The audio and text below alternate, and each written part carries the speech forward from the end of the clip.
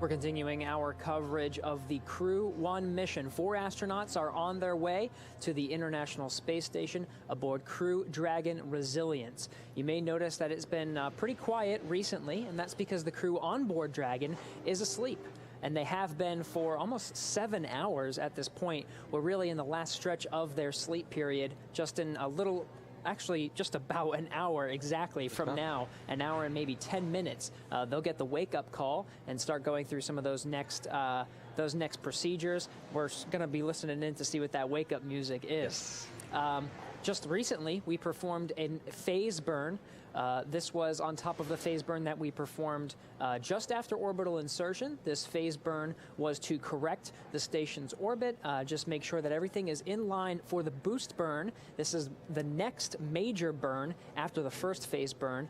This boost burn is going to raise Dragon's apogee, or the highest point in its orbit, to just 10 kilometers. That's coming up in 20 minutes. Now, while we wait for that milestone and while the crew sleeps, let's recap the mission thus far.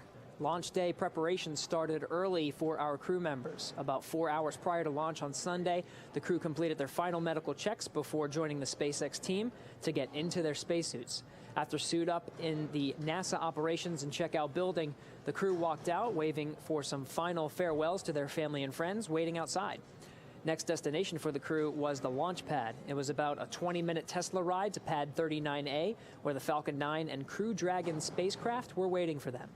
2.5 hours prior to launch, the crew ingressed or entered the Crew Dragon spacecraft, walking over that crew access arm and getting a last look out of those windows at Florida's Space Coast, heading into the White Room and eventually the spacecraft. 40 minutes prior to launch, the crew access arm retracted, and at T-minus 35 minutes before liftoff, the launch escape system was armed, allowing the Crew Dragon to escape the Falcon 9 on the launch pad or upon a